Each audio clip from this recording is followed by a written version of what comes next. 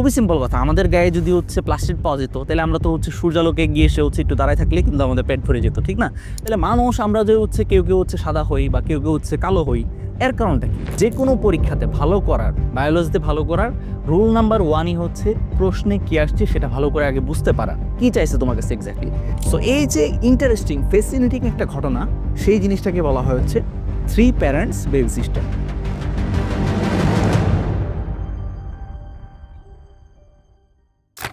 আসসালামু আলাইকুম, সবাইকে স্বাগতম আমাদের সাইকেল 1-এর ক্লাস নাম্বার 11 অর্থাৎ 11 নম্বর ক্লাসে।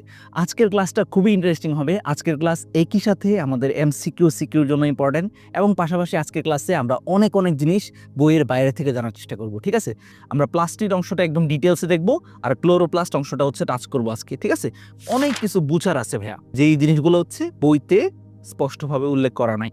সো প্লাস্টিক থেকে 1 নাম্বার যেটা কথা মনে রাখতে হবে সেটা প্লাস্টিক জিনিসটা শুধুমাত্র কোথায় পাওয়া যায়? শুধুমাত্র উদ্ভিদ কোষে পাওয়া যায়। এই জিনিস কিন্তু অন্য কোনো ধরনের প্রাণী কোষে পাওয়া যাবে না। শুধুমাত্র কোন ধরনের কোষে পাওয়া যাবে? উদ্ভিদ কোষে পাওয়া যাবে।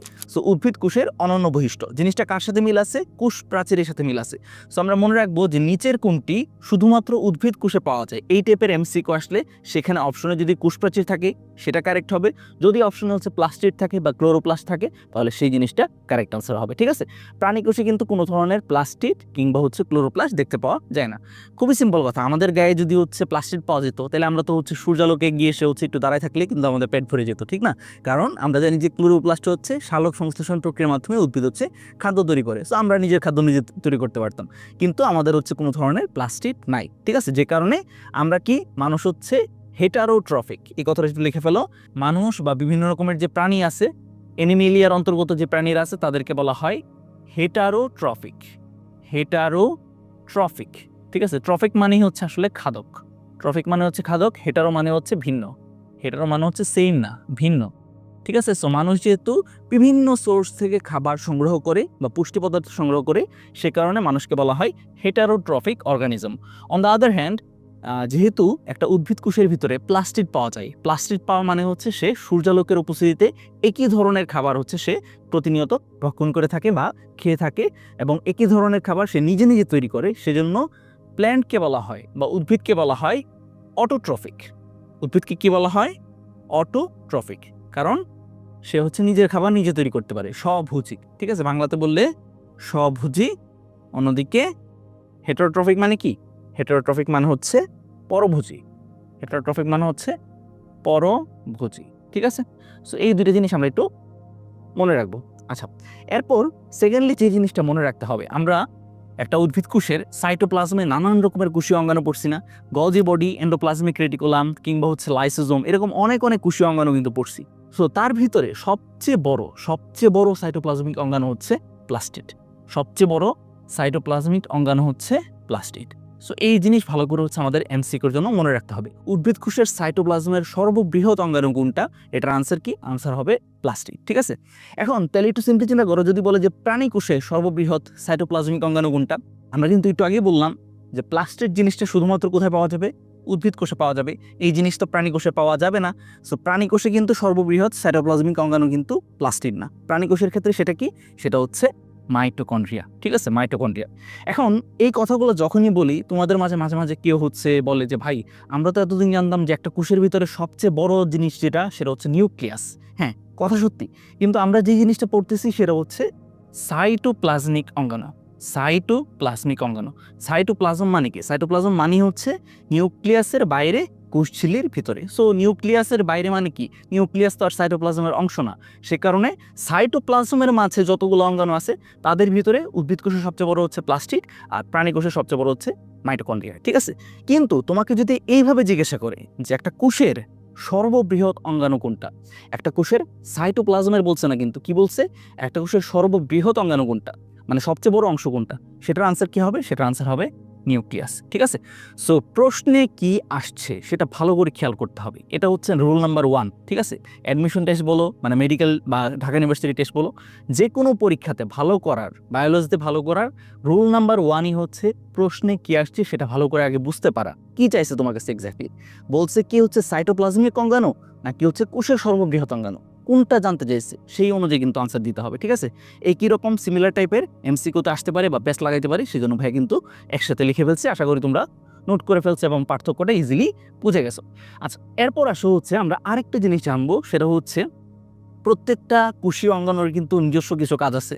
লাইসোজোমের কাজ ছিল কোষকে গলায় দেওয়া বা কোষের ভিতরে যে জীবাণু টিবাণু আছে সেগুলোকে খেয়ে ফেলা। গোলজি বডির কাজ ছিল প্যাকেজিং সেন্টার হিসেবে, বা হচ্ছে আমরা অমসৃণ এন্ডোপ্লাজমিক রেটিকুলাম দেখছিলাম, সে হচ্ছে তার গায়ে যেহেতু রাইবোজোম থাকে সে প্রোটিন তৈরি করে, বা রাইবোজোমের নিজস্ব কাজ হচ্ছে প্রোটিন তৈরি করা। এরকমভাবে প্রত্যেকটা কোষীয় অঙ্গাণুর কিন্তু স্পেসিফিক কিছু ফাংশন আছে বা কাজ আছে। সো তেমনইভাবে আমরা মনে রাখবো যে উদ্ভিদ কোষের বর্ণ নিয়ন্ত্রণকারী অঙ্গাণু হচ্ছে প্লাস্টিড। উদ্ভিদ কোষের বর্ণ নিয়ন্ত্রণকারী অঙ্গাণু হচ্ছে প্লাস্টিড। নিচের কোন অঙ্গাণুটি উদ্ভিদ কোষের বর্ণ নিয়ন্ত্রণ করে? এই টাইপের এমসিকিউ আসলে আনসার কি হবে? প্লাস্টিড। কারণ প্লাস্টিডের মাঝেই কিছু কিছু প্লাস্টিড সে সবুজ কালার ধারণ করে, তাকে বলা হয় ক্লোরোপ্লাস্ট। সো তার কারণে হচ্ছে উদ্ভিদের রং হয়ে যায় সবুজ। কিছু কিছু প্লাস্টিড সে হচ্ছে ধরো লাল কালার ধারণ করতেছে বা তোমার হচ্ছে কমলা কালার ধারণ করতেছে, তাদেরকে বলা হয় ক্রোমোপ্লাস্ট। ক্রোমোপ্লাস্টের কারণে হচ্ছে উদ্ভিদের গায়ে কিন্তু নানান রকমের রং দেখা যায়। কিংবা হচ্ছে কিছু কিছু প্লাস্টিড আছে যে প্লাস্টিডের কোনো রং নাই, তাদেরকে বলা হয় লিউকোপ্লাস্ট। সো একটা উদ্ভিদের ভিতরে বর্ণ আসলে নিয়ন্ত্রণ করতেছে কোন অঙ্গাণুটা, সেটার আনসার হচ্ছে প্লাস্টিড, ঠিক আছে। সো এই টাইপের এমসিকিউ আসলে পারবা তো? আশা করি ইনশাল্লাহ পারবা। আচ্ছা, এখন তাইলে তোমাদের মনে নিশ্চয়ই প্রশ্ন আসছে যে ভাই উদ্ভিদ যে সবুজ হয় বা উদ্ভিদের ডালপালা যে সবুজ হয় সেটার জন্য কারণ বুঝলাম যে প্লাস্টিড, তাহলে মানুষ আমরা যে হচ্ছে কেউ কেউ হচ্ছে সাদা হই বা কেউ কেউ হচ্ছে কালো হই, এর কারণটা কি? এর কারণ হচ্ছে আমাদের দেহের মাঝে এক ধরনের প্রোটিন থাকে, ঠিক আছে। সেই প্রোটিনটার নাম কি? সেই প্রোটিনটার নাম হচ্ছে মেলানিন। সেই প্রোটিনের নাম কি? মেলানিন, ঠিক আছে। আমাদের যে স্কিন, সেই স্কিনের এক ধরনের কোষ আছে যে কোষের নাম হচ্ছে মেলানোসাইট। সেই মেলানোসাইট আসলে মেলানিন জমা রাখতে পারে। সো এই যে মেলানিন, সেটা কারো গায়ের মাঝে বা স্কিনের কোষের মাঝে কি পরিমাণে আছে সেটার উপর ডিপেন্ড করে হচ্ছে আমাদের কেউ কেউ হয় হচ্ছে সাদা, কেউ কেউ কালো হয়। মেলানিনের পরিমাণ যদি হচ্ছে কারো দেহে অনেক বেশি পরিমাণে থাকে তাহলে সে সাধারণত একটু কালো হয় আমার মতো, বা হচ্ছে মেলানিনের পরিমাণ কারো যদি কম থাকে সেক্ষেত্রে সে হচ্ছে মানে একটু সাদা প্রকৃতির হয়, ঠিক আছে। সো প্রাণী দেহে স্পেশালি মানব দেহে বর্ণ নিয়ন্ত্রণ করে কোনটা? বর্ণ নিয়ন্ত্রণ করে মেলানিন, ঠিক আছে। সুন্দর একটা ইনফরমেশন না? কিন্তু এই জিনিস কিন্তু বইতে লেখা নাই। বইতে বুঝতে পারতেছো বোটানি, বোটানি মানে হচ্ছে উদ্ভিদ বিজ্ঞান, উদ্ভিদ নিয়ে কথাবার্তা বলা হয়েছে। প্রাণীর যে এত সুন্দর একটা জিনিস আছে সেই জিনিস কিন্তু একসাথে বলা হয় নাই। সো আমাদের কাজই হচ্ছে বায়োলজিতে মিল খুঁজে বের করা, ঠিক আছে। একটা আমি তোমাদেরকে চেষ্টা করবো একটা লিঙ্কার হিসেবে কাজ করতে, ঠিক আছে, যে এই টপিকের সাথে তো এই টপিক মিল আছে, একটু দেখো মজা পাবা, ঠিক আছে। এরকমভাবে তোমার কাছে ফুল জিনিসটাকে একটু মজার সাথে হচ্ছে উপস্থাপন করবো, ঠিক আছে, যেন বায়োলজি তুমি নিজে থেকেই মানে এর ভিতরে যে সৌন্দর্য আছে সেই জিনিসটা যাতে বুঝতে পারো। আচ্ছা, এর পাশাপাশি আরেকটা কথা বলা হয়েছে যে এই প্লাস্টিক জিনিসটা কোথায় কোথায় নাই। কোথায় কোথায় নাই দেখো তো? ছত্রাকে নাই, কারণ জানি ছত্রাক হচ্ছে বর্ণহীন, অর্থাৎ মাশরুম বা ব্যাঙের ছাতা যেটা আমরা দেখি সেটা হচ্ছে বর্ণহীন হয়। সো তার ভিতরে হচ্ছে কোনো ধরনের প্লাস্টিক নাই। ব্যাকটেরিয়াতেও কোনো ধরনের প্লাস্টিক নাই।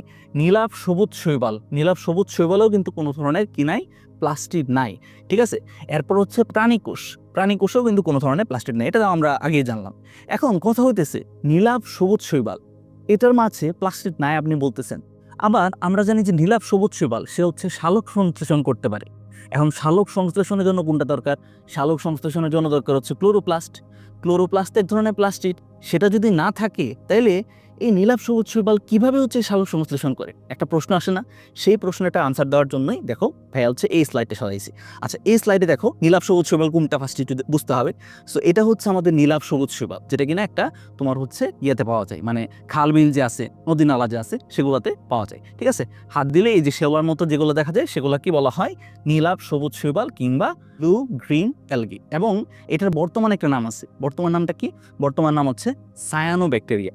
সায়ানো কথাটা মানেই হচ্ছে বায়োলজিতে সাধারণত নীলাভ টাইপের কোন একটা কিছু বোঝায়, নীল টাইপের কোন একটা কিছু বোঝায়। মনে রাখার উপায় কি? মনে রাখার উপায়ও ভাইয়া বলে দিয়েছিলাম। সায়ানো কথাটার সাথে কিসের মিল আছে? সায়ানাইটের মিল আছে। সায়ানাইট জিনিসটা কি? সায়ানাইট হচ্ছে একটা বিষ। বিষ যদি কেউ খায় তাহলে তার গায়ের রং কীরকম হয়ে যাবে? আমরা বলি না যে বিষে নীল হয়ে গেছে? সো সেখান থেকে মনে রাখতে পারি যে সায়ানো কথাটা বায়োলজিতে কোথাও যদি পাও তুমি, সায়ানো মানে হচ্ছে সেটার মাঝে নীল রং বা নীলাভ একটা অবস্থা আছে, ঠিক আছে। এখন সায়ানো ব্যাকটেরিয়া যেই মাত্র বলতেছি, ঠিক আছে, আগে বলা হয়তো শৈবাল, বর্তমানে বলা হচ্ছে ব্যাকটেরিয়া, ঠিক আছে। এখন যেই মাত্র আমি বলতেছি ব্যাকটেরিয়া, ব্যাকটেরিয়া মানেই তো একটু চিন্তা করে দেখো, ব্যাকটেরিয়া মানে কি ছিল? ব্যাকটেরিয়া মানে ছিল হচ্ছে আদিকোষ। আদিকোষ মানে হচ্ছে যার কিনা নিউক্লিয়াসটা সুগঠিত না, এবং যে সাইটোপ্লাজম, সেই সাইটোপ্লাজমে রাইবোজোম বাদে অন্য কোনো কোষীয় অঙ্গাণু নাই। সো রাইবোজোম বাদে অন্য কোনো কোষীয় অঙ্গাণু নাই মানে হচ্ছে সেখানে কোনো ধরনের প্লাস্টিডও নাই। সো প্লাস্টিড যদি না থাকে তাহলে কিভাবে এই যে সায়ানোব্যাকটেরিয়া সে কিভাবে ফটোসিনথেটিক একটা অর্গানিজম হইতে পারে, বা শালক সংশ্লেষণকারী ব্যাকটেরিয়া সে কিভাবে হইতে পারে? এটার আনসারটা লুকায় আছে তার গঠনে। ঠিক আছে, দেখো সায়ানোব্যাকটেরিয়ার আমরা যদি হচ্ছে তার গঠনটা একটু ভালো করে খেয়াল করি, তাহলে আমরা দেখব যে তার যে হচ্ছে কোষঝিল্লি, সেই কোষঝিল্লিতে ক্লোরোপ্লাস্টের মতো কিছু জিনিস পাওয়া যায়। ক্লোরোপ্লাস্টের মতো এরকম কিছু জিনিস পাওয়া যায় যেগুলোকে বলা হয় থাইলাকয়েড। মানে একদম এক্স্যাক্টলি ক্লোরোপ্লাস্ট না, বাট ক্লোরোপ্লাস্টের ভিতরে যে উপাদানগুলো থাকে সেই উপাদানগুলো হচ্ছে এই সায়ানোব্যাকটেরিয়াতে থাকে। ঠিক আছে, ক্লোরোপ্লাস্টের মাঝে কি থাকে একটু দেখো। ক্লোরোপ্লাস্টের মাঝে কি থাকে? এই যে এটা হচ্ছে একটা প্রকৃত ক্লোরোপ্লাস্ট, একটা প্লাস্টিড, প্রকৃত প্লাস্টিড। সেই প্লাস্টিডটার ভিতরে আমরা দেখতেছি যে পাউরুটির মতো কিছু অংশ আছে, ঠিক না? এগুলো কি পাউরুটির মতো না? এগুলো কিন্তু পাউরুটির মতো। সো এই যে পাউরুটির মতো অংশগুলো আছে সেগুলোকে বলা হয় থাইলাকয়েড। সেগুলোকে বলা হয় থাইলাকয়েড। এবং এই থাইলাকয়েডের মাঝে সাধারণত তোমার শালক সংশ্লেষণের যে প্রসেসগুলো আছে সেগুলো ঘটে থাকে। ঠিক আছে, সো একটা সায়ানোব্যাকটেরিয়ার মাঝে ফুল এই ক্লোরোপ্লাস্টটা নাই, কিন্তু ক্লোরোপ্লাস্টের মেইন যে অংশ থাইলাকয়েড, সেই জিনিসটা তার কোষঝিল্লিতে থাকে, যে কারণে সে ওই জিনিসটাকে ইউজ করে হচ্ছে কি করতে পারে? শালক সংশ্লেষণ করতে পারে। ঠিক আছে, আশা করি বুঝতে পারছো জিনিসটা। এবং এই সায়ানোব্যাকটেরিয়ায় আসলে প্রচুর পরিমাণে হচ্ছে তোমার শালক সংশ্লেষণ করে থাকে। পৃথিবীতে একদম পৃথিবীর আদিকাল থেকে এই যে সায়ানোব্যাকটেরিয়া, তার কাছে আমরা রীতিমতো কৃতজ্ঞ। ঠিক আছে, কারণ সে হচ্ছে একদম আদিকাল থেকে পৃথিবীতে শালক সংশ্লেষণ করতেই আছে। সো শালক সংশ্লেষণ করলে কি তৈরি হবে? অক্সিজেন তৈরি হবে। ঠিক আছে, তার উপস্থিতির কারণে বর্তমানে পৃথিবী বাসযোগ্য হয়েছে, সত্যি কথা যেটা। কারণ তুমি একটু খেয়াল করো, একটু সিম্পলি চিন্তা করো একটা জিনিস, তোমাদেরকে আমি ভাবছিলাম যেটা পড়াবো না, বাট বলেই দিই, সমস্যা নেই। একটু সিম্পলি চিন্তা করো যে দুনিয়াতে দুই রকমের বিক্রিয়া আছে, কথা দুই রকমের বিক্রিয়া আছে। একটা হচ্ছে শালক সংশ্লেষণ আর একটা হচ্ছে শ্বসন। শালক সংশ্লেষণের ফলে তৈরি হয় হচ্ছে অক্সিজেন। যতক্ষণ হচ্ছে সূর্যালোক থাকে, সূর্যালোকের উপস্থিতিতে হচ্ছে শালক সংশ্লেষণ হয়। সো শালক সংশ্লেষণ হইতেছে কথা দিনে 12 ঘন্টা। অন্যদিকে শ্বসন যে জিনিসটা, শ্বসনের ফলে হচ্ছে তৈরি হয় কার্বন ডাইঅক্সাইড, এবং শ্বসনে সে অক্সিজেন কিন্তু ইউজ হয়ে যায়। সেই শ্বসন প্রক্রিয়াটা কিন্তু একদম 24 ঘন্টায় একটা জীবের ভিতরে চলতে থাকে। এগুলো কিন্তু 9 আমরা পড়ে আসছি, ঠিক না? সো চিন্তা করে দেখো যে 12 ঘন্টায় আমি যে জিনিস তৈরি করতেছি সেটা যদি 24 ঘন্টায় অন্য আরেকটা সাইকেলে খরচ হয়ে যায়, তাহলে তো এমন হইতেই পারতো যে পৃথিবীতে অক্সিজেনের সংকট পড়ে গেছে। কিন্তু সেই জিনিসটা কেন হয় না? সেই জিনিসটা হয় না কারণ হচ্ছে এই সায়ানোব্যাকটেরিয়ার কারণে। এই সায়ানোব্যাকটেরিয়া এটা এমন একটা অর্গানিজম, ঠিক আছে, সে হচ্ছে একটা আদিকোষী জীব, কিন্তু সে এমন একটা অর্গানিজম বা এমন একটা জীব যে কিনা প্রতিনিয়ত হচ্ছে কি করতে থাকে? প্রতিনিয়তই কিন্তু হচ্ছে তোমার যতক্ষণ সূর্যালোক থাকে সেই সূর্যালোকের উপস্থিতিতে কিন্তু শালক সংশ্লেষণের মাধ্যমে প্রচুর পরিমাণে অক্সিজেন সে তৈরি করে। এবং পাশাপাশি তার মাঝে বেশিরভাগ ক্ষেত্রেই হচ্ছে তোমার অক্সিজেন লাগে না এরকম ধরনের শ্বসন হয়। অবাধ শ্বসন, যে জিনিসটা অক্সিজেন লাগে না এরকম ধরনের শ্বসন হয়। সে সবাধ শোষণও করতে পারে, বাট অবাধ শোষণের যে প্রক্রিয়াগুলো সেগুলাই তার ভিতরে বেশি হয়। ফলে সে নিজে কিন্তু অক্সিজেন কম খরচ করতেছে, কিন্তু অক্সিজেন বেশি প্রডিউস করতেছে। ফলে এই যে নিট পরিমাণটা যে বেশি হয়ে গেল, সেই জন্য কিন্তু বর্তমানে পৃথিবীতে বায়ুমণ্ডলে এত বেশি পরিমাণে অক্সিজেন তৈরি হচ্ছে। ঠিক আছে, so big Sailor two cyanobacteria. ঠিক আছে, সো চলো আমরা হচ্ছে আমাদের বইয়ের মাঝে এরপর প্লাস্টিড, যেটা কিনা হচ্ছে উদ্ভিদের ভিতরে হচ্ছে বর্ণ কি হবে সেই জিনিসটা নিয়ন্ত্রণ করে, সেই প্লাস্টিড আসলে কত রকমের হইতে পারে বা কত প্রকার হইতে পারে সেই জিনিসটা একটু জেনে নিই। প্লাস্টিড আমরা মনে রাখবো যে তার ভিতর আসলে কি ধরনের পিগমেন্ট আছে বা রঞ্জক পদার্থ আছে সেটার উপর ডিপেন্ড করে সে হচ্ছে 3 রকমের হইতে পারে। কয় রকমের? 3 রকমের। সো যদি প্লাস্টিডের ভিতরে তোমার বিভিন্ন ধরনের কালার, ধরো লাল কালার বা হচ্ছে হলুদ কালার বা হচ্ছে কমলা কালার, এরকম কিছু পরিমাণ হচ্ছে রঞ্জক পাওয়া যায়, তখন তাকে কি বলা হয়? তখন তাকে বলা হয় হচ্ছে ক্রোমোপ্লাস্ট। ক্রোমো কথাটা বায়োলজিতে যেখানে পাবা, ক্রোমো মানে হচ্ছে আসলে রং। ঠিক আছে, ক্রোমো মানে হচ্ছে গুগল ক্রোম না, ক্রোমো মানে হচ্ছে মনে রাখবা রং বোঝায়। ঠিক আছে, সো ক্রোমোপ্লাস্ট হচ্ছে রঙিন প্লাস্টিক, এমন কিছু প্লাস্টিক যে প্লাস্টিকের মাঝে রং থাকে, তবে এক্সেপ্ট একটা কালার। সেই কালারটা কি? সবুজ কালার। সবুজ কালার যদি থাকে তখন সেই জিনিসটাকে, সে ধরনের ক্রোমোপ্লাস্টকে বলা হয় ক্লোরোপ্লাস্ট। সে ধরনের ক্রোমোপ্লাস্টকে কি বলা হয়? ক্লোরোপ্লাস্ট বলা হয়। ঠিক আছে, সো তোমার মনে হয় এটা প্রশ্ন হতে পারে যে ভাই সব কালারকে একসাথে রাখলেই তো হইতো। ঠিক আছে, সব যত রকমের হচ্ছে রঙিন প্লাস্টিক সবাই হচ্ছে ক্রোমোপ্লাস্ট, এরকম হইতে পারতো না। বাট বিজ্ঞানীরা কেন ক্লোরোপ্লাস্টকে আলাদা করছেন? কারণ ক্লোরোপ্লাস্টের মাঝে থাকে ক্লোরোফিল, ক্লোরোপ্লাস্টের মাঝে থাকে এক ধরনের রঙিন উপাদান যেটাকে কি বলা হয়? ক্লোরোফিল বলা হয়। সেই ক্লোরোফিলের মাঝেই হচ্ছে দুনিয়ার সবচেয়ে গুরুত্বপূর্ণ যৌগ রাসায়নিক বিক্রিয়া সালোক সংশ্লেষণ সংঘটিত হয়। সো সালোক সংশ্লেষণ যদি সংঘটিত না হইতো তাহলে কি হইতো? আমাদের পুরো জীবজগতের যে অস্তিত্ব সেই জিনিসটা কিন্তু বিলীন হয়ে যেত। সে কারণে ক্লোরোপ্লাস্টের প্রতি বিজ্ঞানীরা রেসপেক্ট দেখায়া বা হচ্ছে শ্রদ্ধা দেখায় হচ্ছে এই জিনিসটাকে আলাদা একটা প্লাস্টিডের শ্রেণীতে রাখছেন। ঠিক আছে, যত রং আছে দুনিয়াতে সবাই হচ্ছে ক্রোমোপ্লাস্ট, এক্সেপ্ট সবুজ রং থাকলে সেই জিনিসটা হচ্ছে ক্লোরোপ্লাস্ট। আর কিছু কিছু প্লাস্টিড আছে যাদের মাঝে কোনো ধরনের রং নাই, তাদেরকে কি বলা হবে? তাদেরকে বলা হবে বর্ণহীন প্লাস্টিড বা লিউকোপ্লাস্ট। ঠিক আছে, সো এগুলা কিন্তু 19 আমরা পড়ে আসছে অলরেডি। এখন এদের যে হচ্ছে ভিতরের যে সাব ডিভিশন সেগুলো আমাদের একটু ডিটেলসে জানতে হবে, যেটা কিনা আমরা 19 পড়ি নাই। ঠিক আছে, যেমন কথার কথা ক্রোমোপ্লাস্ট মানেই হচ্ছে রঙিন প্লাস্টিড, সবুজ রং বাদে যত রং আছে সব কিছুকেই মানে সব ধরনের রং ধারণকারী প্লাস্টিডকে বলা হয় ক্রোমোপ্লাস্ট। এখন সেই ধরনের প্লাস্টিডের মাঝে কিছু কিছু প্লাস্টিড তারা হচ্ছে লাল কালার বা হচ্ছে রেড কালার ধারণ করে, তাদেরকে বলা হয় রোডোপ্লাস্ট। ঠিক আছে, সো এখান থেকে কিন্তু এমসিকিউ আসবে, এখান থেকে কি আসবে? এমসিকিউ আসবে। আমি কিন্তু দাগাই দিছি। সো এরকমটা আসতে পারে যে লাল বর্ণ ধারণকারী প্লাস্টিডকে কি বলা হয়? সো সেই ক্ষেত্রে আনসার কি দিবা? আনসার দিবা রোডোপ্লাস্ট। বায়োলজি দেখো সহজ। ঠিক আছে, রেডের সাথে কিসে মিল আছে? রোডোর মিল আছে। সো সেখান থেকে আমরা মনে রাখবো রোডোপ্লাস্ট। ঠিক আছে, আচ্ছা ফিওপ্লাস্টের মাঝে থাকে হচ্ছে বাদামি কালার। ফিওপ্লাস্টের মাঝে কি থাকে? বাদামি কালার থাকে। জেন্থোপ্লাস্ট, জেন্থোফিল এই টাইপের কথা প্রচুর জায়গাতে পাবা। ঠিক আছে, বুটানি বইয়ের মাঝে কিছুক্ষণ পরপর পাবা। জেন্থোফিল বা জেন্থোপ্লাস্ট এই কথাগুলো পাওয়া মানেই হচ্ছে বুঝবা সেই জিনিসটা হচ্ছে হলুদ কালার বোঝাচ্ছে। কি বোঝাচ্ছে? হলুদ কালার বোঝাচ্ছে। আর ক্যারোটিনোপ্লাস্ট সে কি কালার ধারণ করবে? কমলা কালার ধারণ করবে। কিভাবে মনে রাখবো ভাইয়া? দেখো ক্যারোটিন, আমরা একটু লিখি ক্যারোটিন। ঠিক আছে, ক্যারোটিন। সো এই জিনিসটা আসছে হচ্ছে যে শব্দটা থেকে, সেটা হচ্ছে ক্যারট।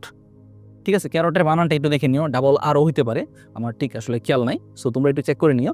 ক্যারট মানে কি ভাইয়া? ক্যারট মানে হচ্ছে গাজর। ক্যারট মানে হচ্ছে গাজর। ঠিক আছে, সো গাজর জিনিসটার কালার কীরকম হয়? গাজর জিনিসটার কালার হয় কমলা। সো সেখান থেকে আমরা মনে রাখবো যে ক্যারোটিন এই জিনিসটার কালারও হচ্ছে কমলা। ঠিক আছে, সো ক্যারোটিনোপ্লাস্ট সেই জিনিসটা কি ধরনের কালার ধারণ করে? সেটা হচ্ছে কমলা কালার ধারণ করে। ঠিক আছে, জেন্থোপ্লাস্ট হলুদ, ফিওপ্লাস্ট বাদামি, আর হচ্ছে রোডোপ্লাস্ট লাল। ঠিক আছে, এই যে অংশগুলো আছে সেগুলো অবশ্যই মনে রাখতে হবে আমাদের এমসিকিউর জন্য। ঠিক আছে, এটা গেল। ক্লোরোপ্লাস্ট সম্পর্কে তো আমরা ডিটেলসে জানবই। ক্লোরোপ্লাস্ট সে হচ্ছে সবুজ বর্ণের। পাশাপাশি আমাদের জন্য এমসিকিউর জন্য আরেকটা জায়গা ইম্পর্টেন্ট, সেটা হচ্ছে লিউকোপ্লাস্ট। আমরা জানি যে বায়োলজিতে লিউকো কথাটা মানে কি? লিউকো মানে হচ্ছে কালারলেস বা বর্ণহীন অথবা সাদা প্রকৃতির। ঠিক আছে, সো লিউকোপ্লাস্টের কাজ কি হবে? লিউকোপ্লাস্টের কাজ হবে হচ্ছে সে হচ্ছে মানে তার গঠন কীরকম হবে? সে হচ্ছে বর্ণহীন প্লাস্ট হবে। ঠিক আছে, লিউকোপ্লাস্ট হইতে পারে আবার হচ্ছে কয় রকমের? 3 রকমের। মনে রাখতে হবে, এটা খুবই ইম্পর্টেন্ট। এই জায়গাটা হচ্ছে খুবই ইম্পর্টেন্ট। এই জায়গাটাও আমাদের এমসিকিউর জন্য খুবই ইম্পর্টেন্ট। এই জায়গা থেকে মেডিকেলের প্রশ্ন আসে, ঢাকা ইউনিভার্সিটিতে প্রশ্ন আসে। সহজ জিনিস, বাট অনেকে পারে না। আচ্ছা, আমি তোমাদের কিভাবে পারতে হবে সেই জিনিসটা দেখাই দিচ্ছি, সমস্যা নাই। লিউকোপ্লাস্ট এই জিনিসটা হতে পারে 3 রকমের।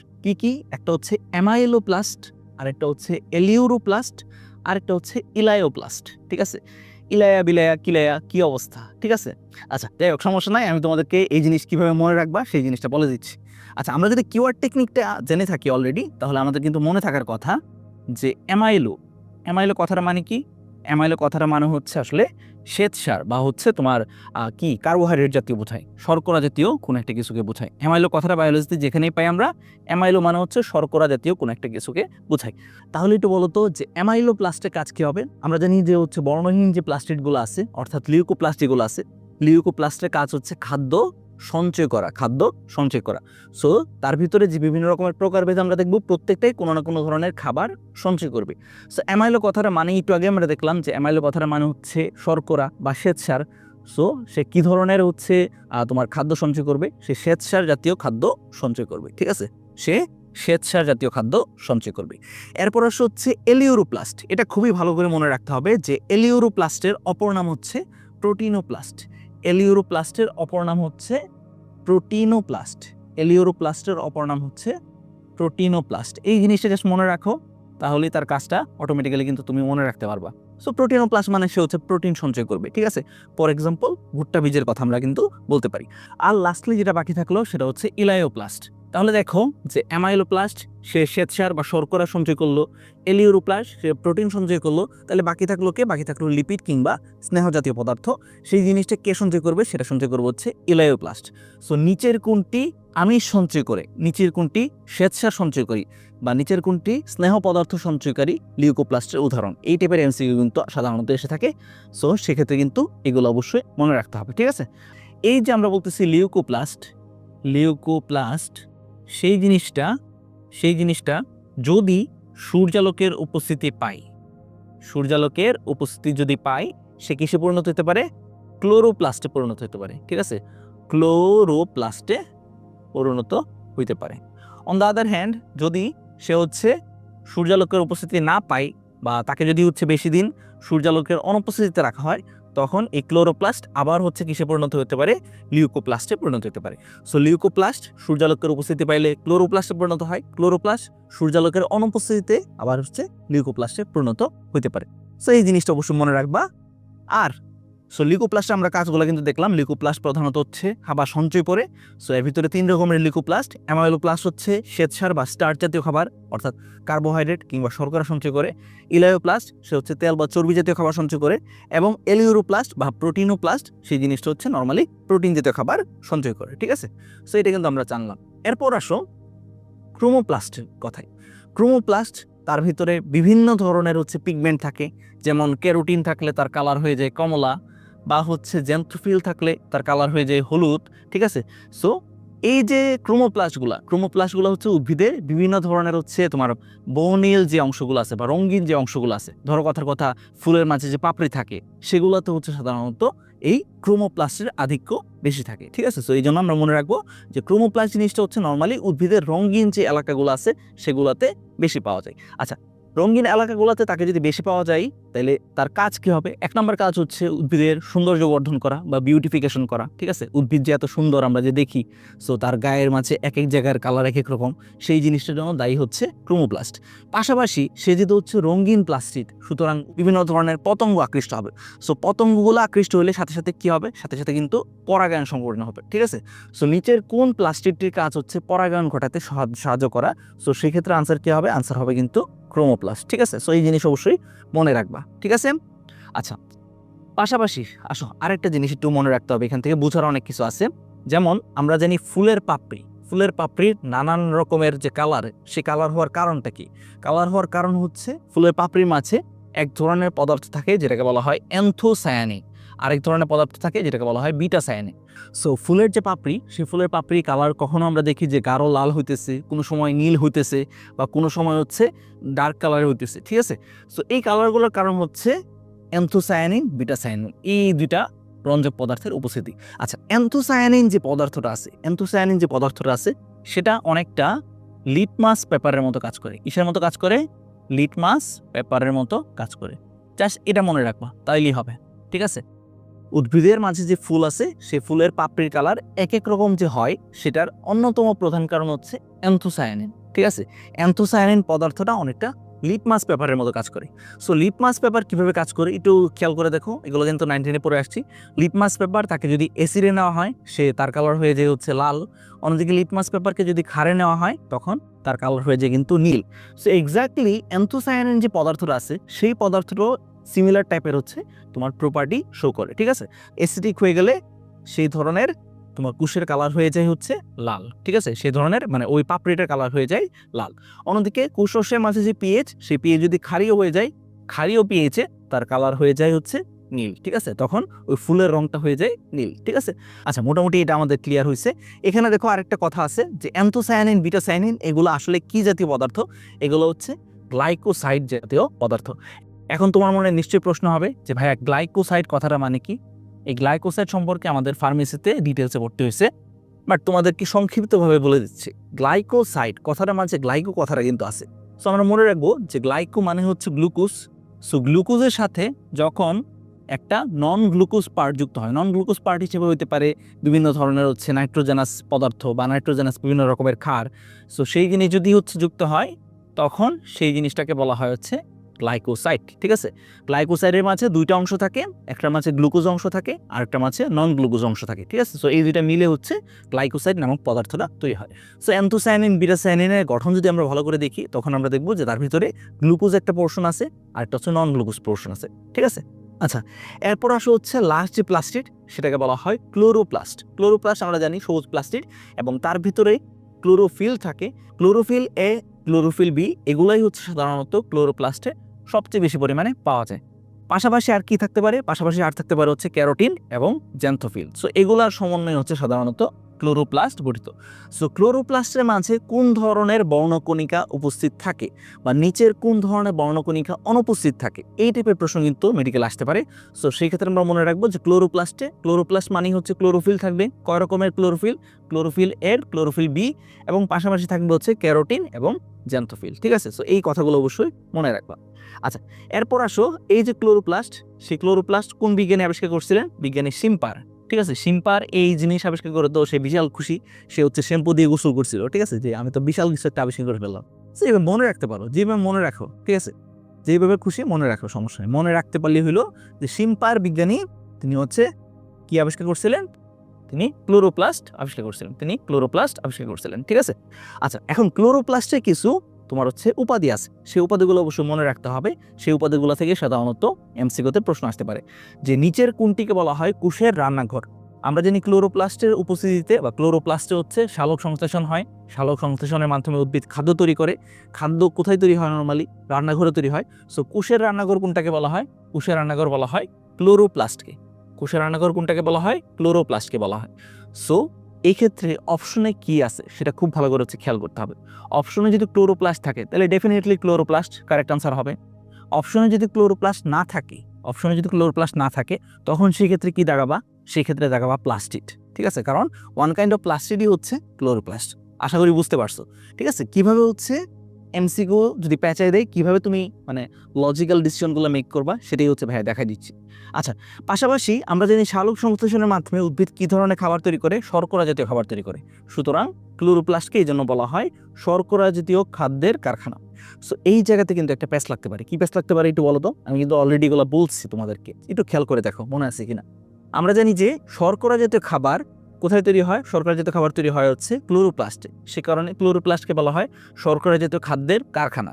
অন্যদিকে শর্করা মানেই তো কার্বোহাইড্রেট। কার্বোহাইড্রেট ফ্যাক্টরি আবার কাকে বলা হয়? কার্বোহাইড্রেট ফ্যাক্টরি বলা হয় কিন্তু বলজি বডিকে। সো এই জিনিস কিন্তু মানে পার্থক্যটা বুঝতে হবে যে কি টাইপের প্রশ্ন হচ্ছে এমসিকিউতে জানতে চাইছি।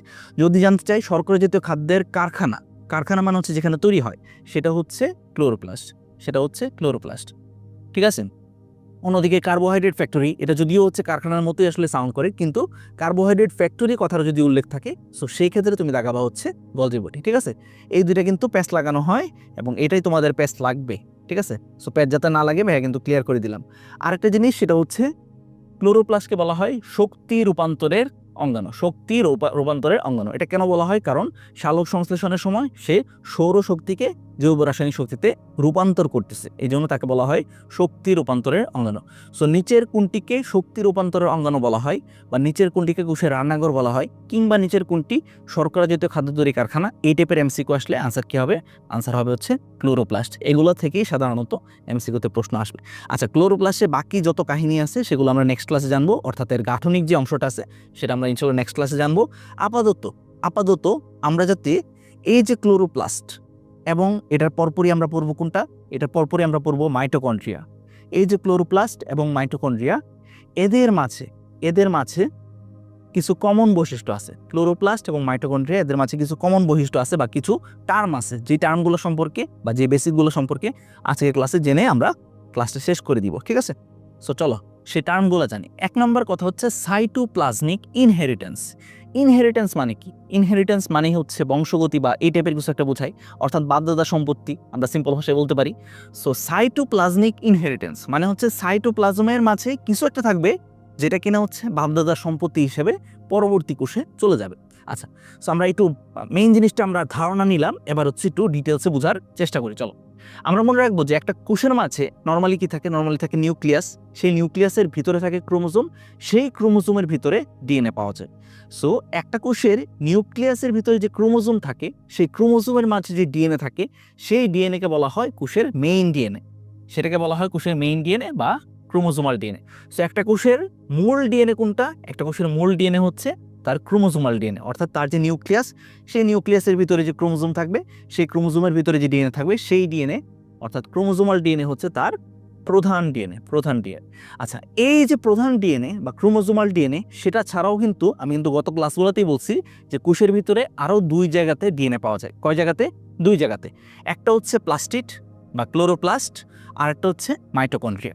সো প্লাস্টিড এবং মাইটোকন্ড্রিয়া এই দুইটার নিজস্ব বৃত্তাকার ডিএনএ আছে। কি আছে? নিজস্ব বৃত্তাকার ডিএনএ আছে। সো আমরা মনে রাখবো যে কোষের মাঝে অনেক অনেক অঙ্গন আমরা পড়লাম না, আমরা কিন্তু সেন্ট্রিওলের কথা পড়ছি, আমরা কিন্তু গোলজি বডি পড়ছি, এন্ডোপ্লাজমিক রেটিকুলাম পড়ছি। সেই সকল অঙ্গাণু থেকে আমাদের আজকের ক্লোরোপ্লাস্ট এবং নেক্সট ক্লাসের মাইটোকন্ড্রিয়া, এই দুইটা অঙ্গাণু হচ্ছে ভিন্ন, কারণ তাদের নিজস্ব বৃত্তাকার ডিএনএ আছে। এই নিজস্ব বৃত্তাকার ডিএনএ এবং রাইবোজোম, এটা কিন্তু শুধুমাত্র এই প্লাস্টিড এবং মাইটোকন্ড্রিয়া এই দুটো অঙ্গাণুতেই পাওয়া যায়। অন্য কোনো অঙ্গাণুতে কিন্তু তুমি এগুলা দেখতে পাবো না। ঠিক আছে? এমনকি পড়ছো যে গোলজি বডির নিজস্ব বৃত্তাকার ডিএনএ থাকে বা রাইবোজোমের নিজস্ব বৃত্তাকার ডিএনএ থাকে, এরকম তো কোনো কিছু পড়ছো না, ঠিক না? সো আমরা মনে রাখবো যে নিজস্ব বৃত্তাকার ডিএনএ এবং রাইবোজোম কার থাকে? শুধুমাত্র 2টা কোষীয় অঙ্গাণু, একটা হচ্ছে প্লাস্টিড, স্পেশালি ক্লোরোপ্লাস্ট, এবং পাশাপাশি হচ্ছে মাইটোকন্ড্রিয়া। এই 2টা কোষীয় অঙ্গাণুর নিজস্ব বৃত্তাকার ডিএনএ থাকবে। আচ্ছা, বুঝলাম নিজস্ব বৃত্তাকার ডিএনএ আছে, রাইবোজোম আছে।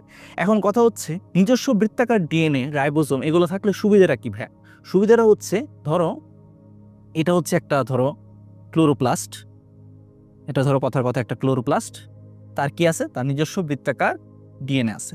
সো নিজস্ব বৃত্তাকার ডিএনএ থাকলে এই যে ক্লোরোপ্লাস্টটা, তার যে বৈশিষ্ট্যগুলো আছে, সে যখন হচ্ছে একটা থেকে 2টা ক্লোরোপ্লাস্টে পরিণত হবে কোষ বিভাজনের সময় আমরা জানি যে একটা কোষের সব কিছুই ডাবল হয়, ডাবল হয়ে 2টা কোষে চলে যায়। সো এই ক্লোরোপ্লাস্টও ডাবল হবে, ডাবল হয়ে 2টা কোষে চলে যাবে। সো সে যখন হচ্ছে ডাবল হচ্ছে বা ডুপ্লিকেশন হচ্ছে তার, তখনই কিন্তু এই যে ডিএনএ, সেই ডিএনএটা মাতৃ ক্লোরোপ্লাস্টের যে বৈশিষ্ট্য আছে, সেটা অপত্য ক্লোরোপ্লাস্ট অর্থাৎ বাচ্চা ক্লোরোপ্লাস্টে কিন্তু সে ট্রান্সফার করতেছে। সেম কথা গোস ফর মাইটোকন্ড্রিয়া। এটা যদি ক্লোরোপ্লাস্ট না হয়ে মাইটোকন্ড্রিয়া হইতো, ঠিক আছে, তাহলে দেখা যেত যে এই যে মাতৃ মাইটোকন্ড্রিয়া, সেটার যে ডিএনএ, সেই ডিএনএটা তার বৈশিষ্ট্যগুলোকে অপত্য যে মাইটোকন্ড্রিয়া হবে তাতে কিন্তু নিয়ে যাচ্ছে। ঠিক আছে? আচ্ছা, তাহলে আমরা কিন্তু বুঝলাম যে ক্লোরোপ্লাস্ট এবং মাইটোকন্ড্রিয়া এদের নিজস্ব বৃত্তাকার ডিএনএ আছে, এদের নিজস্ব রাইবোজোম আছে। এই দুটো জিনিস থাকার ফলে তাদের যে বৈশিষ্ট্যগুলো আছে, সেটা তারা পরবর্তী যে সদস্যরা আছে তাদের মাঝে কিন্তু স্থানান্তর করতে পারে। যেমন মাইটোকন্ড্রিয়া, সেটার যে বৈশিষ্ট্য, সেটা সে অপত্য মাইটোকন্ড্রিয়াতে স্থানান্তর করতে পারে। ক্লোরোপ্লাস্ট, তার নিজস্ব যে বৈশিষ্ট্য, সেটা সে অপত্য ক্লোরোপ্লাস্টে কিন্তু সে ট্রান্সফার করতে পারে। তাহলে একটু সিম্পলি চিন্তা করো যে এই যে মাইটোকন্ড্রিয়া এবং ক্লোরোপ্লাস্ট, তারা কিসের অংশ? তারা কিন্তু সাইটোপ্লাজমের অংশ। সুতরাং আমরা কিন্তু দেখতে পাচ্ছি যে সাইটোপ্লাজমেরই যে বৈশিষ্ট্যগুলো আছে, ক্লোরোপ্লাস্ট, মাইটোকন্ড্রিয়া, এগুলো কি? এগুলো হচ্ছে সাইটোপ্লাজমের পার্ট। সো সাইটোপ্লাজমের যে বৈশিষ্ট্যগুলো আছে, সেগুলো কিন্তু বংশানুক্রমে পরবর্তী কোষে ট্রান্সফার হইতেছে। সো এই ঘটনাটাকে বলা হয় সাইটোপ্লাজমিক ইনহেরিটেন্স। সাইটোপ্লাজমিক ইনহেরিটেন্স মানে হচ্ছে সাইটোপ্লাজমে থাকা কোনো অঙ্গাণু, আমরা জানি যে 2টা অঙ্গাণু, সেগুলো কি? ক্লোরোপ্লাস্ট এবং মাইটোকন্ড্রিয়া। সেটা যে তার নিজস্ব যে বৈশিষ্ট্যগুলো আছে, সেগুলা তার নিজস্ব বৃত্তাকার ডিএনএ এবং রাইবোজোমের মাধ্যমে পরবর্তী সদস্যের মাঝে যে ট্রান্সফার করে বা সঞ্চারণ করে, সেই জিনিসটাকে বলা হয় সাইটোপ্লাজমিক ইনহেরিটেন্স। ঠিক আছে? সো সাইটোপ্লাজমিক ইনহেরিটেন্স এই কথাটা তুমি মাইটোকন্ড্রিয়া পড়তে গেলেও পাবা, ক্লোরোপ্লাস্ট পড়তে গেলেও পাবা, এবং কনফিউজ হয়ে যাবা 2 জায়গাতেই। সেজন্য ভাইয়া আজকের ক্লাসই ক্লিয়ার করে দিলাম যে সাইটোপ্লাজমিক ইনহেরিটেন্স মানে হচ্ছে যে সকল কোষীয় অঙ্গাণুর নিজস্ব বৃত্তাকার ডিএনএ এবং রাইবোজোম আছে, তাদের যে বৈশিষ্ট্যগুলো আছে, সেটা পরবর্তী কোষীয় অঙ্গাণুতে ট্রান্সফার করতে পারে। ঠিক আছে? সো ওই ঘটনাটাকে বলা হয় সাইটোপ্লাজমিক ইনহেরিটেন্স। তাহলে আমরা যখন নেক্সট ক্লাসে ক্লোরোপ্লাস্ট পড়বো, আমি যখন বলবো যে ক্লোরোপ্লাস্ট সেটা সাইটোপ্লাজমিক ইনহেরিটেন্সে অংশ নেই, তখন আশা করি কনফিউজড হবো না। বা এরপরের ক্লাসে যখন আমরা মাইটোকন্ড্রিয়া পড়বো, তখনও যখন আমি বলবো যে মাইটোকন্ড্রিয়া জিনিসটা সাইটোপ্লাজমিক ইনহেরিটেন্সে অংশ নেই, তখনও আশা করি তুমি কনফিউজড হবো না। এখন কথা হচ্ছে কথা হচ্ছে এখান থেকে এমসিকিউ কীভাবে আসবে। এমসিকিউ এরকমভাবে আসতে পারে যে ধরো সিম্পল একটা এমসিকিউ আসতে পারে এরকম যে নিচের কোন কোষীয় অঙ্গাণুটি সাইটোপ্লাজমিক ইনহেরিটেন্সে অংশ নেয়, নিচের কোন কোষীয় অঙ্গাণুটি সাইটোপ্লাজমিক ইনহেরিটেন্সে অংশ নেয়। এটা তো সিম্পল একটা এমসিকিউ। সেক্ষেত্রে আনসার কী হবে? আনসার অপশনে ক্লোরোপ্লাস্ট বা মাইটোকন্ড্রিয়ার মাঝে যেটা থাকবে সেটাই কারেক্ট আনসার। ঠিক আছে, ক্লোরোপ্লাস্ট থাকলে ক্লোরোপ্লাস্ট কারেক্ট আনসার দেবে, মাইটোকন্ড্রিয়া থাকলে মাইটোকন্ড্রিয়া কারেক্ট আনসার থাকবে, দুইটা থাকলে দুইটাই কারেক্ট আনসার হবে। ঠিক আছে, খুবই সিম্পল একটা এমসিকিউ। এখন তোমাকে আমি যদি বলি যে ধরো প্রাণী কোষে সাইটোপ্লাজমিক ইনহেরিটেন্সে কোন কোষীয় অঙ্গাণুটা অংশ নেয়, তাহলে কি আনসার দিবা? দেখো তো, প্রাণীকোষ মানে হচ্ছে তার ভিতরে প্লাস্টিড থাকবে না। প্লাস্টিড যদি না থাকে তার ভিতরে শুধুমাত্র কোনটা হচ্ছে সাইটোপ্লাজমিক ইনহেরিটেন্স অংশ নেবে, সেটা হচ্ছে মাইটোকন্ড্রিয়া। ঠিক আছে, সো সিম্পল প্রশ্ন বা সেম প্রশ্ন, বাট একটু ঘুরে আসলে কিন্তু অনেকে পারে না, কারণ তাদের এই বেসিকগুলো ক্লিয়ার নেই। ঠিক আছে, সো আমার কোর্সে আমি চেষ্টা করব নিজে যা জানি সর্বোচ্চটা দিয়ে তোমাদেরকে একদম সব কিছু ক্লিয়ার করে দিতে। সো আশা করি হচ্ছে এই জিনিসটা বুঝতে পারছো যে প্রাণী কোষে সাইটোপ্লাজমিক ইনহেরিটেন্সে অংশ নেই শুধুমাত্র মাইটোকন্ড্রিয়া। অন্যদিকে উদ্ভিদ কোষে এই জিনিসটা করে হচ্ছে দুইটা অঙ্গাণু, একটা হচ্ছে প্লাস্টিড, মাইটোকন্ড্রিয়া। উদ্ভিদ কোষে কিন্তু প্লাস্টিডও থাকে, মাইটোকন্ড্রিয়াও থাকে।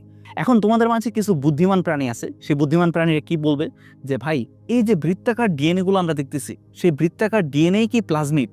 আমরা কিন্তু প্লাজমিড মানেই জানি হচ্ছে বৃত্তাকার ডিএনএ, কিন্তু মনে রাখবা বৃত্তাকার ডিএনএ মানে কিন্তু প্লাজমিড না। এই যে মাইটোকন্ড্রিয়ার ভিতরে যে বৃত্তাকার ডিএনএ আমরা দেখছি সেটা কিন্তু প্লাজমিড না। ঠিক আছে, বা হচ্ছে ক্লোরোপ্লাস্টের মাঝে যে বৃত্তাকার ডিএনএ দেখছি সেটা কিন্তু প্লাজমিড না। প্লাজমিড তাহলে কি ভাই? প্লাজমিড যেটা সম্পর্কে আমরা 9-10 জীব প্রযুক্তি বা অধ্যায় নাম্বার 14-তে যেটা পড়ে আসছিলাম, সেটার সাথে এই বৃত্তাকার ডিএনএগুলোর পার্থক্যটা কি সেটা আমি ভাইয়া ক্লিয়ার করে দিচ্ছি। এটা আউট অফ দ্য বক্স প্রশ্ন, বাট ক্লিয়ার করে দিচ্ছি। প্লাজমিড মানে হচ্ছে আসলে শুধুমাত্র কি হইতে হবে? আইদার হইতে হবে ব্যাকটেরিয়া, কিংবা কিছু কিছু ক্ষেত্রে ইস্টেও এই জিনিসটা পাওয়া যায়। ইস্ট এক ধরনের ছত্রাক। এই দুইটা জায়গায় যেই নিউক্লিয়াসের বাইরে থাকা যেই ডিএনএ পাওয়া যায় সেই জিনিসটা কি বলা হয়? প্লাজমিড।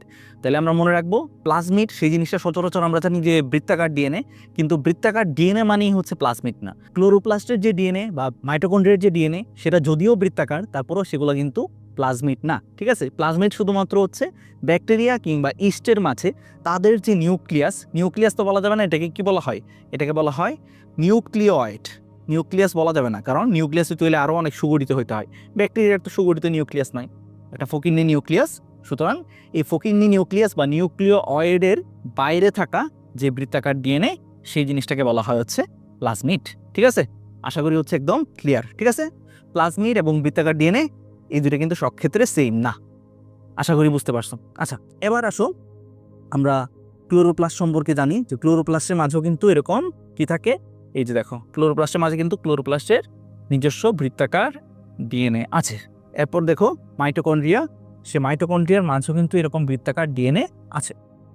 এখন মাইটোকন্ড্রিয়াল ডিএনএ নিয়ে আরেকটা ইন্টারেস্টিং গল্প বলি, যেটা কিনা আজকে ক্লাসে শুরুতে বলছিলাম যে আজকে ক্লাসে লাস্টের দিকে একটা গল্প বলবো, সেই গল্পটা বলেই হচ্ছে আজকে ক্লাসটা শেষ করে দিব। ঠিক আছে, আশা করি হচ্ছে আজকে ক্লাসটা ইন্টারেস্টিং লাগতেছে। আমি চেষ্টা করছি আজকে ক্লাসটা ওরকমভাবেই সাজাইতে। ঠিক আছে, স্লাইডগুলো।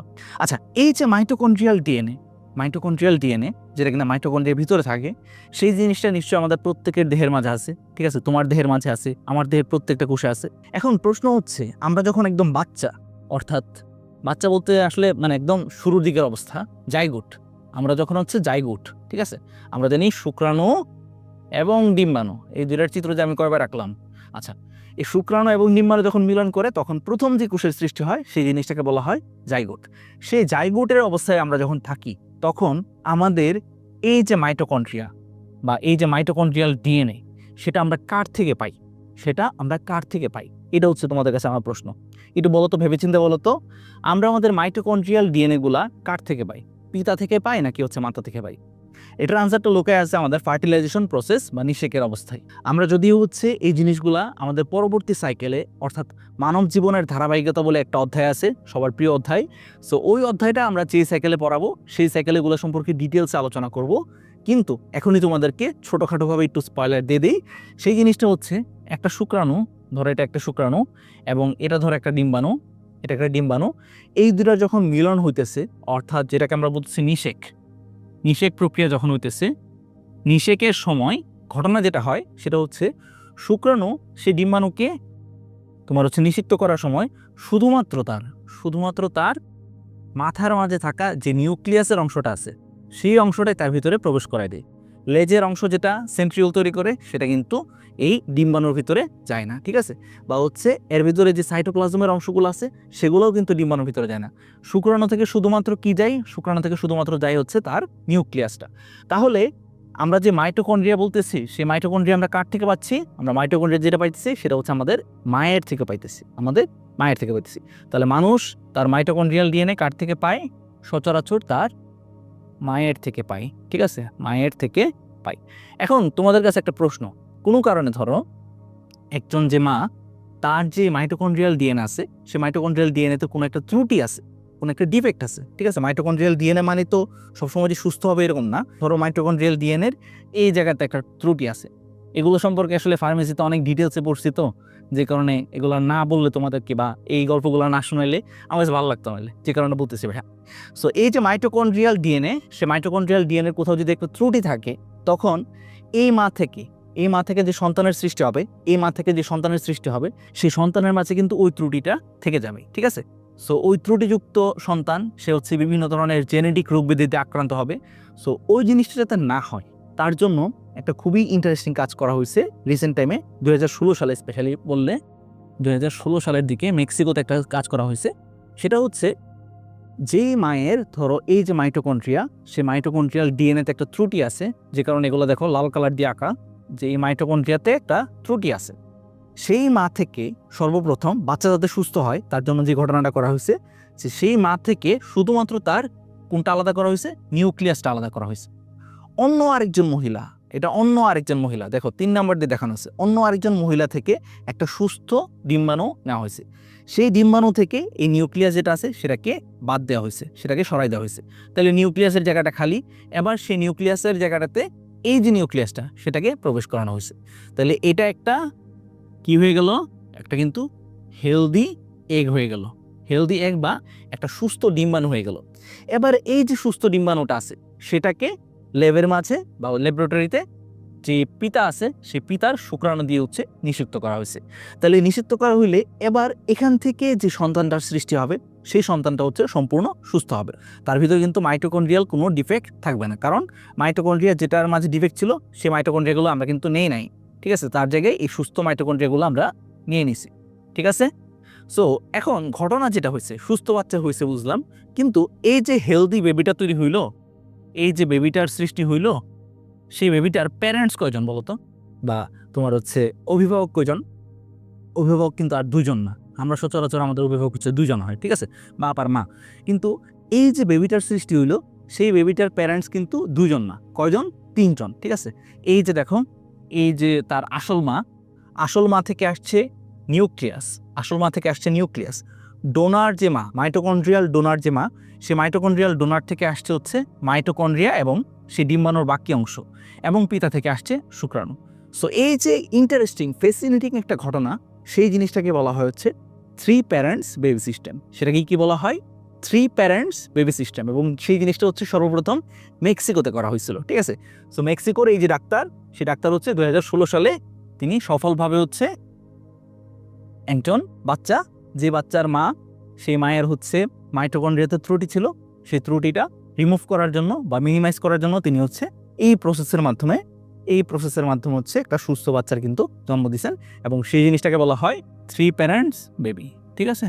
এটা লিখে গুগলে সার্চ দিলে তোমরা আরও অনেক ডিটেলসে জানতে পারবা। সো সত্যি কথা যেটা, সেটা হচ্ছে তোমার বায়োলজিতে এই জিনিসগুলো বুঝতে হবে ভাইয়া। এই ফ্যাসিনেটিং জিনিসগুলো যদি তুমি না বুঝো, দেখবা যে বায়োলজির সব কিছুই হচ্ছে তোমার কাছে মানে একটু কঠিন লাগতেছে, একটু মুখস্থ করতে হয়, কি ভালো লাগে না, একটু পরে আর হচ্ছে ভুলে যাই, এত কিছু তথ্য কেমনে মনে রাখে, এরকম মনে হবে। কিন্তু বায়োলজির এই জিনিসগুলো তুমি যেই মাত্র জানবা, বায়োলজির প্রতি আকৃষ্ট না হয় কোনো উপায় নাই, ঠিক আছে। এবং আমি এই সেম প্রসেসে, ঠিক আছে, আমি যখন হচ্ছে কলেজে থাকতাম, আমার কলেজের টাইম লাইন ছিল 2015-16, ঠিক আছে। সো আমি রেগুলার হচ্ছে ধরো 0 to Infinity বা বেপন বা এই টাইপের হচ্ছে বিভিন্ন সায়েন্টিফিক ম্যাগাজিন পড়তাম। ওই ম্যাগাজিনের এইসব ঘটনাগুলো যখন পড়তাম এবং সেই জিনিসগুলোকে আমি যখন হচ্ছে আমার পাঠ্য বইয়ের সাথে মিলাইতাম, তখন হচ্ছে বায়োলজি অটোমেটিক্যালি আমার কাছে ভালো লাগতে শুরু করছিল, ঠিক আছে। সো ভাইয়া কিন্তু আমার সকল সিক্রেটগুলো এই কোর্সে মানে শেষ হইতে আমি কিন্তু রিভিল করে দিচ্ছি তোমাদের কাছে, ঠিক আছে। কিওয়ার্ড টেকনিকের কথা বলছি, কীভাবে মনে রাখতাম পড়া, সেই জিনিসটা তোমাদেরকে বলছি। পাশাপাশি হচ্ছে কীভাবে হচ্ছে মানে বায়োলজিতে ইন্টারেস্ট খুঁজে পাইছি, সেই জিনিসটা কিন্তু ভাইয়া বলে দিচ্ছি, ঠিক আছে? আচ্ছা, লাস্ট যে তোমার হচ্ছে ফেনোমিনন, আমরা কিন্তু মাইটোকন্ড্রিয়া এবং সাইটোপ্লাজম থেকে যে 1 নম্বর ফেনোমিনন কমন সেটা কিন্তু পড়ে ফেলছি। সেটা কি? সেটা হচ্ছে সাইটোপ্লাজমিক ইনহেরিটেন্স। 1 নম্বর যে ঘটনাটা যেটা সম্পর্কে কথা বলতে গিয়ে এত কথা আসছে, সেই সাইটোপ্লাজমিক ইনহেরিটেন্স সম্পর্কে কিন্তু আমরা পড়াশোনা করে ফেলছি। লাস্ট যেটা দিয়ে হচ্ছে আজকের ক্লাস শেষ হবে সেটা হচ্ছে এন্ডোসিম্বায়োসিস। এই এন্ডোসিম্বায়োসিস আমি 2-3 বার পড়াই ফেলছি অলরেডি, ঠিক আছে? একদম প্রথম যে কোষের সৃষ্টি সেটা যখন পড়াইছিলাম সেকেন্ড ক্লাসে, তখন এন্ডোসিম্বায়োসিস পড়াইছি, আবার আজকে পড়াচ্ছি। সো আমরা মনে রাখবো যে এন্ডোসিম্বায়োসিস কথাটা মানে কি। আচ্ছা, এন্ডোসিম্বায়োসিসকে আমরা যদি কিওয়ার্ড টেকনিকের আন্ডারে ফেলাই তাহলে কিন্তু আমরা বুঝতে পারবো সিস মানে হচ্ছে একটা প্রক্রিয়া, সিম্বায়োসিস মানে মিথজীবিতার সম্পর্ক, অর্থাৎ এক্ষেত্রে দুইটা জিনিসকে উপকার করবে। সেই ঘটনাটা কোথায় হবে? একটা এন্ডো মানে হচ্ছে কোষের ভিতরে, ঠিক আছে? সো সেখান থেকে আমরা কিন্তু মেইন ঘটনাটা আন্দাজ করতে পারি। আচ্ছা, স্টেপ বাই স্টেপ যদি আমরা জানার চেষ্টা করি তাহলে আমাদের কি বলতে হবে? যে বিজ্ঞানীরা ধারণা করছিলেন যে আদি কোষ অর্থাৎ ব্যাকটেরিয়ার মতো যে কোষগুলো আছে সেই কোষগুলো থেকেই প্রকৃত কোষের সৃষ্টি, আদি কোষ থেকেই প্রকৃত কোষের সৃষ্টি হয়েছে, ঠিক আছে? সো একটু খেয়াল করে দেখো, এটা হচ্ছে একটা আদি কোষ, অন্যদিকে এটা হচ্ছে একটা প্রকৃত কোষ। আদি কোষ দেখো কেমন ফকিনি টাইপের, তার হচ্ছে কিছুই নাই, ঠিক আছে? তার কোনো ধরনের কোষীয় অঙ্গাণুই নাই। অন্যদিকে প্রকৃত কোষের মাঝে কত কোষীয় অঙ্গাণু আছে। সো এই যে কোষীয় অঙ্গাণুগুলা, বিজ্ঞানীরা চিন্তা করছেন যে এই যে কোষীয় অঙ্গাণুগুলো আছে সেই কোষীয় অঙ্গাণুগুলো কই থেকে আসছে? দুইটা কেস হইতে পারে। এই কোষের বাইরে থেকে ভিতরে আয়দার প্রবেশ করছে, অথবা এই কোষটা নিজেই তৈরি করে নিছে। এই দুইটা প্রসেসই তো হইতে পারে, ঠিক না? সো বিজ্ঞানীরা সেখান থেকে আসলে এন্ডোসিম্বায়োসিস থিওরি দিছেন। তারা কি বলছেন? যে একটা প্রকৃত কোষের মাঝে আমরা আজকের দিনে যে অসংখ্য কোষীয় অঙ্গাণু দেখি তার ভিতরে দুইটা পার্টিকুলার কোষীয় অঙ্গাণু, একটা নাম হচ্ছে ক্লোরোপ্লাস্ট আর একটা হচ্ছে মাইটোকন্ড্রিয়া। এই দুইটা কোষীয় অঙ্গাণু আগে তারা হচ্ছে স্বাধীন ব্যাকটেরিয়া ছিল। তারা কি ছিল? আগে স্বাধীন ব্যাকটেরিয়া। মানে ক্লোরোপ্লাস্ট সে ছিল একটা ব্যাকটেরিয়া, যে ব্যাকটেরিয়াটা হচ্ছে কি তৈরি করতে পারতো? সে শালক সংশ্লেষণ করতে পারতো। অন্যদিকে মাইটোকন্ড্রিয়া সেটাও ছিল একটা স্বাধীন ব্যাকটেরিয়া। এই ব্যাকটেরিয়াগুলা এই যে আদিকোষ, সে আদিকোষের ভিতরে প্রবেশ করে ফেলে। আচ্ছা, প্রবেশ করার পর এই যে ব্যাকটেরিয়াগুলো আছে সেই ব্যাকটেরিয়াটা এই কোষটার সাথে একটা সহাবস্থান বা মিথজীবিতার সম্পর্কে হচ্ছে আবদ্ধ হয়ে যায়, ঠিক আছে? কিভাবে আবদ্ধ হয়ে যায় দেখো, যে এই কোষটা সে ক্লোরোপ্লাস্ট থেকে উপকৃত হইতেছে। কিভাবে? ক্লোরোপ্লাস্ট তাকে খাদ্য তৈরি করে দিয়েছে। আবার এই কোষ থেকেও কিন্তু ক্লোরোপ্লাস্ট উপকৃত হইতেছে, কারণ কোষ তাকে প্রোটিন তৈরি করে দিয়েছে। On the other hand similarly mitochondria, এই যে ব্যাকটেরিয়াটা আছে সেই ব্যাকটেরিয়াটা এই কোষটা থেকে হচ্ছে উপকৃত হইতেছে। কিভাবে? মাইটোকন্ড্রিয়া তার যখন যে প্রোটিন দরকার এই কোষ তাকে সাপ্লাই করতেছে। অন্যদিকে কোষও হচ্ছে মাইটোকন্ড্রিয়া থেকে উপকৃত হচ্ছে। কিভাবে? দেখো, কোষের জন্য হচ্ছে এই মাইটোকন্ড্রিয়া কিন্তু শক্তি তৈরি করে দিচ্ছে, ঠিক আছে? সো এইভাবে হচ্ছে তারা একটা সিম্বায়োসিস বা মিথজীবিতা সম্পর্কে কিন্তু আবদ্ধ হয়ে গেছে, ঠিক আছে? সো এই যে থিওরি, সেই থিওরিটাকে বলা হয় এন্ডোসিম্বায়োসিস থিওরি, ঠিক আছে? সো এন্ডোসিম্বায়োসিস কোন কোষীয় অঙ্গাণুগুলো করতে পারে? আমাদের এমসিকিউতে যে প্রশ্নটা আসতে পারে সেটা হচ্ছে নিচের কোন কোষীয় অঙ্গাণুটি এন্ডোসিম্বায়ন্টের উদাহরণ? এন্ডোসিম্বায়ন্ট, যারা এন্ডোসিম্বায়োসিস করতে পারে তাদেরকে বলা হয় এন্ডোসিম্বায়ন্ট, ঠিক আছে? যারা ঢাকাতে থাকে তাদেরকে বলা হয় ঢাকাইয়া। সিমিলারলি যারা এন্ডোসিম্বায়োসিস করতে পারে তাদেরকে বলা হয় এন্ডোসিম্বায়ন্ট, ঠিক আছে? সো এন্ডোসিম্বায়ন্টের উদাহরণ কারা? উদাহরণ হচ্ছে মাইটোকন্ড্রিয়া এবং ক্লোরোপ্লাস্ট, ঠিক আছে? সো এই দুইটা জিনিস হচ্ছে অবশ্যই মনে রাখতে হবে। এটা বুঝলাম আমরা। কিন্তু তাহলে আমাদের মনে আরেকটা প্রশ্ন আসে না, যে ভাই বুঝলাম যে এই যে মাইটোকন্ড্রিয়া, ক্লোরোপ্লাস্ট সেগুলা কোষের বাইরে থেকে ভিতরে ঢুকিয়া তারা হচ্ছে আজকে এই কোষের সাথে ফিউজ হয়ে গেছে। কিন্তু এই কোষের মাঝে তো শুধুমাত্র এই দুইটা কোষীয় অঙ্গাণুই নাই, আরও কি আছে? আরও হচ্ছে তোমার এন্ডোপ্লাজমিক রেটিকুলাম আছে, গলজি বডি আছে, সেন্ট্রিওল আছে, আরও অনেক কোষীয় অঙ্গাণু আছে। সেগুলো তাহলে কীভাবে সৃষ্টি হলো সেটার আনসারও বিজ্ঞানীরা দিয়েছেন একটা থিওরির মাধ্যমে। সেই থিওরিটা হচ্ছে ইনফোল্ডিং থিওরি। তারা কি বলছেন? যে একটা আদি কোষের যে কোষঝিল্লি, সেই কোষঝিল্লিটা এরকমভাবে ভাঁজ খেয়ে বা ভিতরের দিকে ঢুকে গিয়ে এরকমভাবে একটা কোষীয় অঙ্গাণুর সৃষ্টি করছে, ঠিক আছে? সো আমরা মনে রাখবো যে প্রকৃত কোষে বিজ্ঞানীদের মতে, এটা কিন্তু বিজ্ঞানীদের মত, আমার মত না, বিজ্ঞানীদের মতে প্রকৃত কোষের মাঝে যে অসংখ্য কোষীয় অঙ্গাণু দেখা যায় তার ভিতরে মাইটোকন্ড্রিয়া, ক্লোরোপ্লাস্ট সেটা কই থেকে আসছে? সেটা আসছে পরিবেশের মাঝে থাকা দুইটা স্বাধীন ব্যাকটেরিয়া থেকে, ঠিক আছে? এক ধরনের ব্যাকটেরিয়া ছিল যারা ফটোসিনথেসিস করতে পারতো বা সালোক সংশ্লেষণ করতে পারতো, সেই ব্যাকটেরিয়া থেকে সৃষ্টি হয়েছে হচ্ছে ক্লোরোপ্লাস্টে। আরেক ধরনের ব্যাকটেরিয়া ছিল যারা অ্যারোবিক ব্যাকটেরিয়া, অর্থাৎ অক্সিজেনের উপস্থিতিতে তারা শক্তি তৈরি করতে পারতো, সেই ধরনের ব্যাকটেরিয়া থেকে তৈরি হয়েছে হচ্ছে মাইটোকন্ড্রিয়া। আর একটা কোষের মাঝে যে বাকি যে কোষীয় অঙ্গাণুগুলো আছে, অর্থাৎ ধরো এন্ডোপ্লাজমিক রেটিকুলাম, গলজি বডি বা হচ্ছে লাইসোজোম, এগুলো কোথা থেকে সৃষ্টি হয়েছে? এগুলো হচ্ছে কোষ ঝিল্লি এরকমভাবে ভাঁজ খেয়ে খেয়ে আলটিমেটলি ইনফোল্ডিং এর মাধ্যমে তারা হচ্ছে তৈরি করছে। ঠিক আছে, সো মোটামুটি এই ছিল আমাদের আজকের ক্লাস। আশা করি আজকের ক্লাসটা খুবই ইন্টারেস্টিং লাগছে। এরকমভাবেই এইচএসসি বায়োলজির প্রত্যেকটা টপিক যদি আমার কাছে বুঝে বুঝে একদম বস হতে চাও এবং মজার সাথে শিখতে চাও, তাহলে আজকে জয়েন করে ফেলো আমাদের এইচএসসি 27 বায়োলজি কোর্সের সাইকেল 1-এ। আজকে 11 নম্বর ক্লাসটা তোমাদের জন্য পাবলিকলি নিলাম ভাইয়া। সো দ্রুত এনরোল করে ফেলো। এনরোল কীভাবে করবা? জাস্ট এই ভিডিও ফার্স্ট কমেন্ট চেক করো। চেক করলেই সেখানে আমাদের হোয়াটসঅ্যাপ নাম্বার দেওয়া থাকবে, বা এখানে কোথাও হচ্ছে হোয়াটসঅ্যাপ নাম্বার দেওয়া থাকবে। হোয়াটসঅ্যাপ নাম্বারে অবশ্যই হচ্ছে মেসেজ দিয়ে জানালেই হবে যে ভাইয়া আমি এইচএসসি 27-এর কোর্সে ভর্তি হতে চাই, অথবা ফার্স্ট কমেন্টে জাস্ট একটা ক্লিক করলেই তোমাকে ডিরেক্টলি হচ্ছে আমাদের হোয়াটসঅ্যাপে নিয়ে যাবে। সো সেখান থেকে দ্রুত ভর্তি হয়ে যাও। তোমাদের সাথে দেখা হবে আমাদের কোর্সে ক্লাসে। সে পর্যন্ত সবাই ভালো থাকো। অলরেডি কিন্তু আমাদের সাথে 500-এর উপরে স্টুডেন্ট জয়েন করে ফেলছে। সো তুমি কেন বাকি থাকবা? তুমিও আমাদের সাথে জয়েন করে ফেলো। সাইকেল 1-এ আশা করি একদম বস হয়ে যাবো আমরা এই 3টা অধ্যায়ে: কোষের গঠন, কোষ বিভাজন এবং অণুজীব। সো দেখা হচ্ছে তোমাদের সাথে সাইকেল 1-এর অন্য কোনো একটা ক্লাসে। সে পর্যন্ত সবাই ভালো থাকো। আসসালামু আলাইকুম।